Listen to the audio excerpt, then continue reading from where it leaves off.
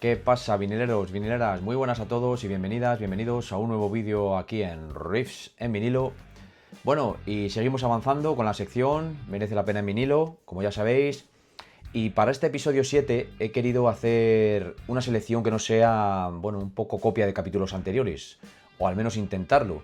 A estas alturas de lo que va de sección, bueno, pues ya han pasado por aquí discos, la verdad que muy distintos. Clásicos de heavy metal, thrash, hard rock, recopilatorios, picture discs, ediciones de época, discos de los 90 también, y piezas donde casi pesaba más el coleccionismo que la propia escucha. Por eso hoy no quería volver a las mismas frases de siempre, ni colocar el mismo tipo de conclusión con otros nombres. Lo que voy a hacer es intentar mirar cada disco, digamos, desde una pregunta diferente. Hoy habrá un doble álbum de los 70, que en vinilo no se disfruta por comodidad, sino por presencia física. También tenemos un disco de heavy metal muy afilado, donde el estado de la copia pesa muchísimo. Además también un álbum de los 90, bueno, que me genera dudas porque pertenece a una época, claro, en la que el CD mandaba mucho. Y para finalizar, bueno, pues un disco de glam metal que más que pedir una valoración solemne, pide saber si lo quieres por música, por imagen o por puro disfrute ochentero, ¿no?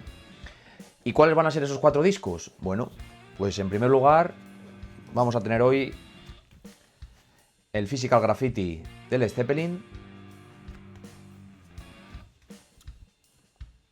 Continuaremos con otro clásico, Painkiller de Judas Priest. En cuanto al disco noventero, hoy vamos a ver Get a Grip de Aerosmith. Y para finalizar el capítulo de hoy hablaremos del clásico también Look What the Cat Dragging In de Poison. Bien, pues nada, 4 discos que no vienen al vídeo para recibir el mismo veredicto. Cada uno entra por una puerta distinto. Así que vamos al lío.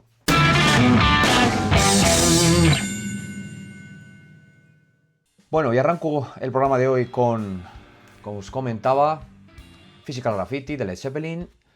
Mi copia es una primera edición española del 75, vinilos negros, publicado por Atlantic. La carpeta estado en Hermine, los discos también en estado en Hermine y además con los inserts. Y también, como veis, bueno, pues conserva la hoja troquelada. Y aquí, claro, ya tenemos un caso muy distinto a otros discos que han salido en la serie. Physical Graffiti no lo veo bueno, como un disco para poner de fondo y olvidarme. Tampoco lo veo como una compra rápida para tener 2 o 3 canciones conocidas en la estantería. Este disco pide otra relación. Pide tiempo, pide mesa, pide abrirlo, sacar los discos, bueno, pues observar la carpeta, ver cómo está montada la presentación y decidir que, bueno, que durante un buen rato pues vas a entrar en ese mundo, ¿no? Eso para mí es justo donde el vinilo creo que tiene más sentido.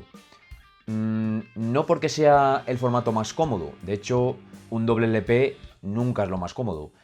Tiene más caras, tiene más pausas, más manipulación, más posibilidades de que, bueno, de que una copia pueda estar tocada y claro, quizá también, ¿no?, más elementos que revisar antes de comprar. Pero cuando todo está en buen estado, bueno, pues yo creo que esa incomodidad como que también forma parte del encanto, ¿no? Physical Graffiti no es un álbum pequeño, no tiene una escucha, digamos, de media hora y ya está. Bueno, pues como sabéis, es un disco amplio, con momentos muy diferentes, con partes más pesadas, otras más abiertas y otras que van, bueno, por caminos más de blues, de rock suelto, de ambiente y de desarrollo.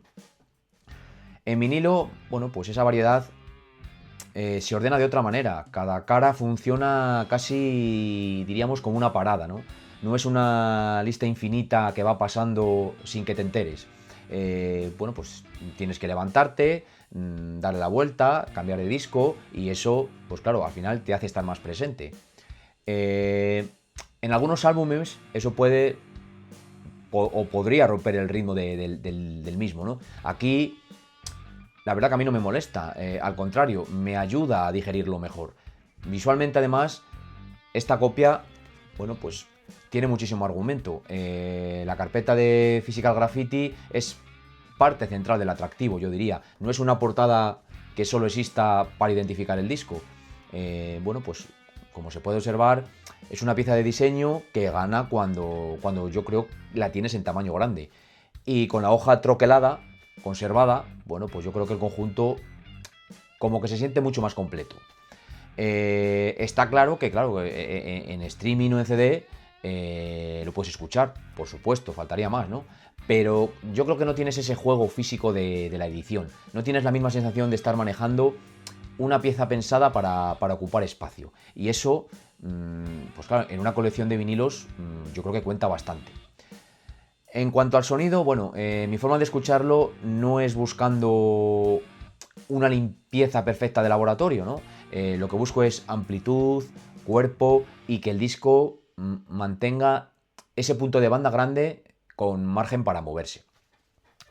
En una copia Nermin, tanto carpeta como disco, la experiencia se vuelve, pues claro, muy agradecida, porque en un álbum doble cualquier desgaste molesta por acumulación. A ver, una cara con ruido se puede aguantar. Cuando tienes 4 caras con problemas, pues yo creo que ya se hace un poco cuesta arriba. Por eso creo que aquí el estado del disco es básico. Si encuentras una copia maltratada, con carpeta destrozada, sin elementos importantes o con ruido constante, pues yo creo que la magia puede caer bastante. Y no lo digo por purismo, lo digo porque este disco yo creo que vive mucho del conjunto. Pues la música, carpeta, manipulación, secuencia y sensación de álbum grande. Si una de esas partes falla demasiado, yo creo que la experiencia se queda coja. Entonces, ¿qué hago con Physical Graffiti en esta sección? Bueno, pues en este caso yo lo pongo claramente en el lado positivo, pero también por otro lado no como compra ligera. No es un vinilo para comprar de cualquier manera ni en cualquier condición. Es un disco que yo compraría cuando la copia está completa, limpia y con una presentación que justifique tenerlo en LP. En mi caso, primera edición española del 75, Nermin con insert y hoja troquelada, pues la respuesta es muy clara. Physical Graffiti en vinilo tiene sentido. No por comodidad, como he dicho antes, sino por presencia, por formato, por cómo te obliga a escucharlo y por cómo convierte el disco en algo más grande que una simple reproducción de canciones.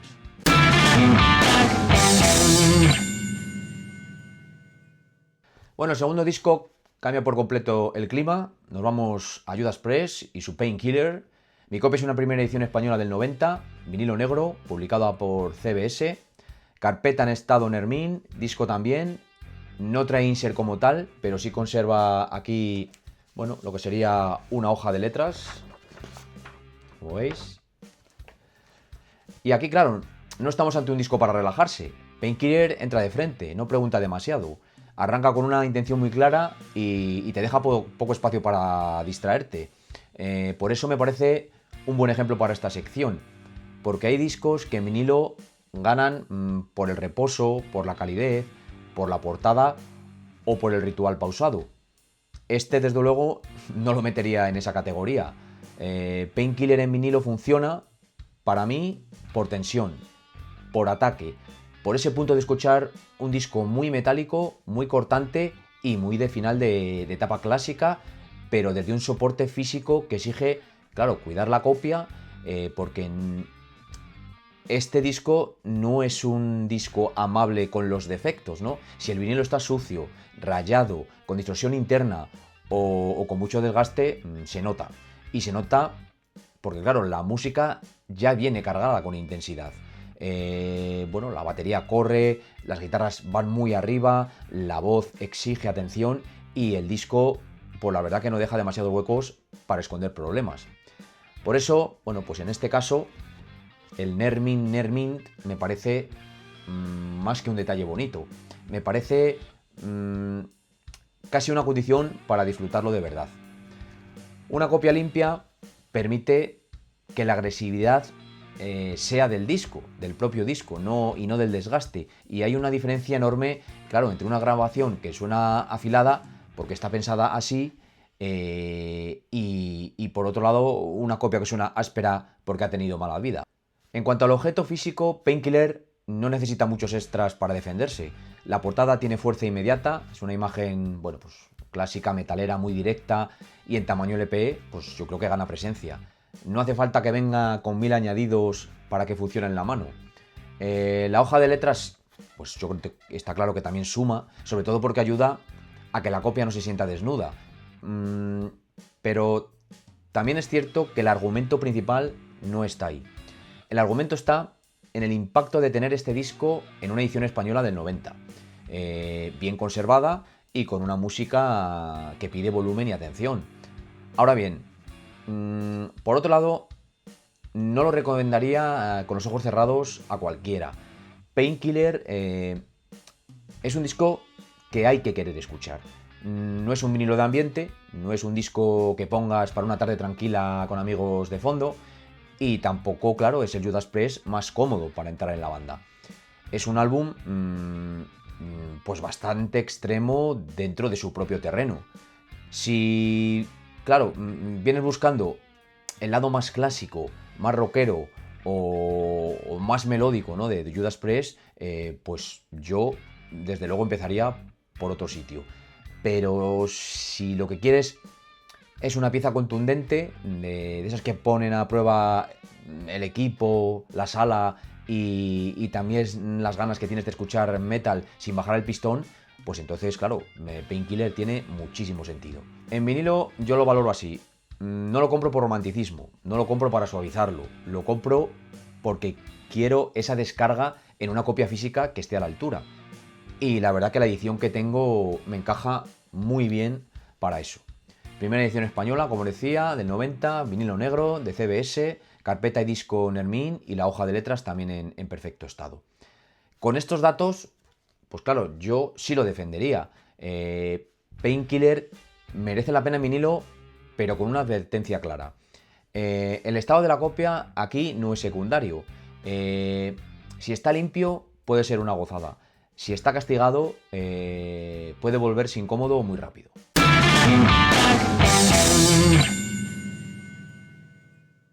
Bueno, y el tercer disco de hoy nos lleva a los 90 y aquí la conversación cambia otra vez. Get a Grip de Aerosmith.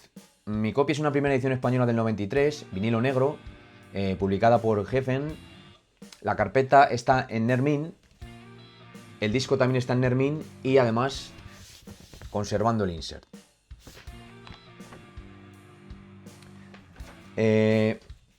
Claro, y este es uno de esos casos donde el álbum me obliga a separar dos cosas, ¿no? Por un lado, la edición me parece atractiva, una primera edición española del 93 en este estado, con insert y demás, y de un disco tan ligado al rock comercial de los 90, pues claro, tiene interés dentro de la colección, ¿no? Pero por otro lado, no estoy seguro de que sea un disco que necesite el vinilo para defenderse. Bueno, como sabéis, Get a Grip pertenece a una época en la que el CD tenía muchísimo peso.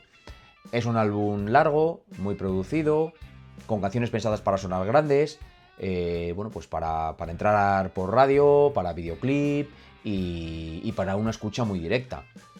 Eso no es malo, simplemente condiciona la forma en que yo lo valoro, ¿no? En vinilo, este disco puede gustarme si lo planteo como una pieza de época, como una copia concreta de 1993, como una forma de tener ese Aerosmith de los 90 en la colección, como objeto que conserva portada, insert y presencia física. Claro que el CD no te la da igual. Pero si me pregunto si el LP cambia radicalmente la experiencia, pues ahí sí que soy más prudente. Hay discos que al pasarlos al vinilo parece que piden silencio, atención y una escucha completa. Pero Get a Grip, en cambio, tiene una naturaleza más de bloque de canciones grandes. pues ya sabéis, Eat the Rich, Living on the Edge, Crying, Amazing, Crazy. Claro, son temas que con mucha personalidad propia. Y eso hace que mucha gente se acerque al disco por canciones concretas, no tanto por sentarse a recorrerlo entero de principio a fin. En vinilo, claro, en ese sentido te obliga a otra actitud, te hace escuchar partes que quizá escuchándolo en digital las saltarías. Te recuerda que el álbum no son solo sus momentos más conocidos, y eso puede ser positivo, por supuesto, pero también puede dejar claro que no todo el mundo necesita esta edición. Bueno, la portada, otra mítica portada, pues la verdad que como veis funciona muy bien en LP. Bueno, pues tiene impacto, tiene ese punto provocador, ¿no? Y reconocible, y en tamaño grande pues no pasa desapercibida. En cuanto al insert, bueno, pues también suma porque convierte la copia en algo más completo, y el estado Nermin, claro, es importante porque una producción así no se beneficia demasiado de una copia ruidosa. Cuando un disco está tan pulido, pues el ruido de fondo se nota más como interrupción que como textura. Ahora, si alguien ya tiene este disco en CD, lo disfruta y no es especialmente fan de Aerosmith, yo no le diría que el vinilo sea una necesidad. No es ese tipo de caso. Aquí el interés está más en reunir varias condiciones, ¿no? Que te guste mucho esa etapa, que te apetezca tener una primera edición española de los 90, que la copia esté cuidada, claro, y que no estés pagando una cantidad que te haga esperar una revelación sonora. Porque si entras esperando que el vinilo convierta Get a Grip en otro disco, pues probablemente te vas a equivocar. Lo que te da es objeto, contexto y una forma menos acelerada de escucharlo. Y eso puede ser suficiente. En mi caso, bueno, la copia me gusta y la conservaría encantado, pero claro, no la pondría al mismo nivel de prioridad que otros discos donde el formato LP parece formar parte, ¿no?, de lo que es el ADN del álbum. Así que nada, mi veredicto para Get a Grip sería intermedio. Tiene sentido en vinilo, si eres fan del disco, si valoras la edición española del 93 y si te interesa esa etapa de Aerosmith.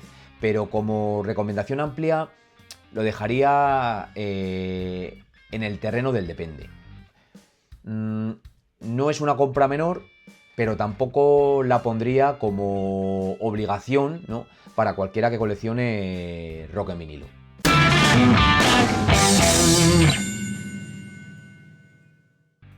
Bueno, y cerramos el capítulo con un disco que me apetecía meter precisamente porque cambia el tono, ¿no?, del programa de hoy. Poison, Look What the Cat Dragging. Mi copia es una primera edición española del 86, vinilo negro, publicada por Draw, carpeta Nermin, disco Nermin, y aquí ni llevamos insert, ni póster, ni pegatinas, ni nada.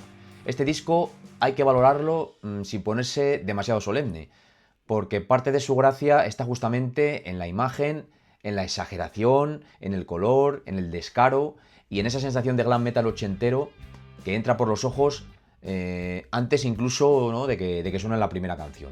Y eso en vinilo juega a favor.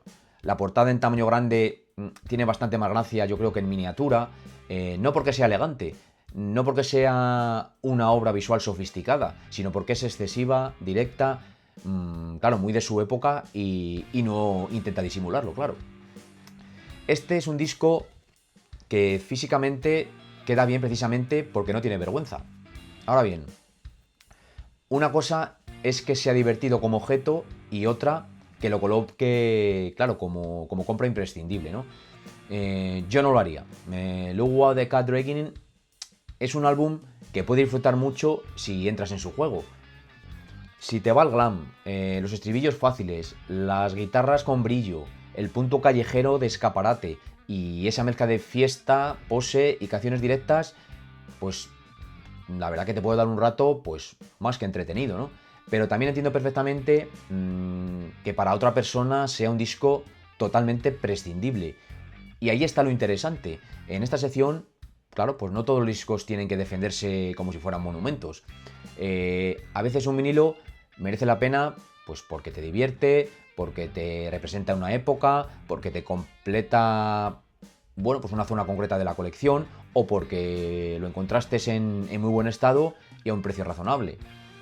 En mi caso, esta copia tiene varios puntos a favor. Primera edición española del 86, estado Nermin Nermin, vinilo negro, y una compra que, según tengo apuntado en la colección, además no fue cara. Pues claro, eso cambia bastante la valoración. No es lo mismo pagar poco por un disco que te apetece tener por estética y por diversión, que claro, que dejarte una cantidad seria esperando que sea una pieza fundamental. Aquí el precio de entrada condiciona mucho el entusiasmo.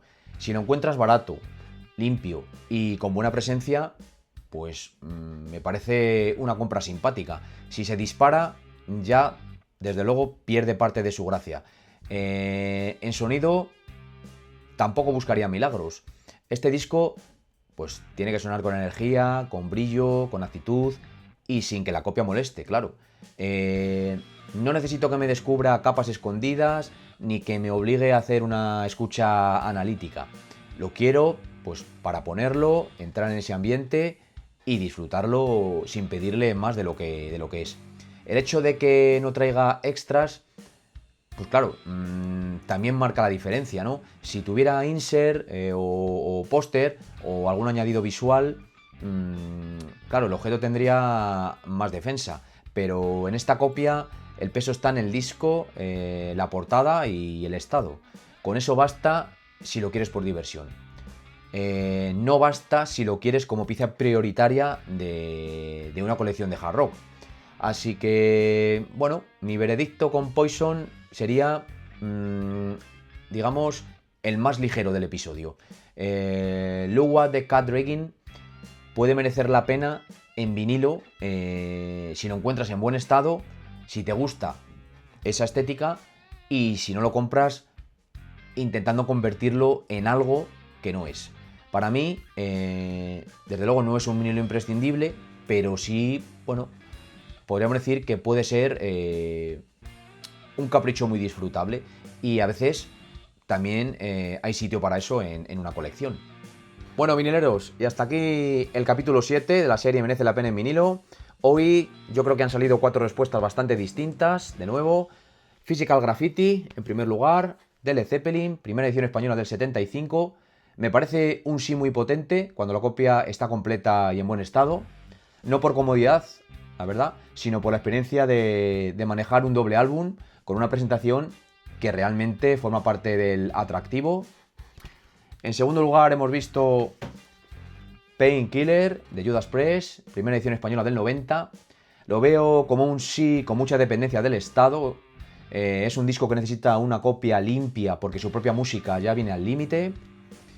En tercer lugar, Get a Grip de Aerosmith, primera edición española del 93. Me deja una zona intermedia, digamos. Me gusta como pieza noventera y como copia completa, pero no diría que el vinilo sea indispensable para disfrutar este álbum. Y por último hemos visto el Lua de Cat Dragging In de Poison en primera edición española del 86. Lo veo más como un capricho divertido que como una prioridad seria, ¿no? Si está barato y en buen estado, adelante. Si se pone caro, yo no me dejaría llevar demasiado. Y bueno, esa variedad es justo lo que quiero que tenga esta sección, no usar siempre el mismo criterio. No jugar igual un doble álbum de los 70, un disco de heavy metal al límite, un rock de los 90 pensado para sonar enorme y un álbum de glam metal que funciona mucho mejor por imagen y por actitud. Bueno, pues me interesa saber mucho el cómo lo veis vosotros. Y nada, ¿os quedaríais antes con el Physical Graffiti por el objeto completo? ¿O con Painkiller por la descarga de heavy metal? ¿Con Get a Grip por nostalgia noventera? ¿O con Poison porque también hay discos que se compran simplemente, ¿no? porque apetece tenerlos? Bueno, pues como siempre, os leo en comentarios. Si os ha gustado el vídeo, darle un like muy fuerte, suscribiros al canal, darle a la campanita para notificaciones y compartirlo, porque aquí seguimos hablando de mucha música. Salud y muchos riffs.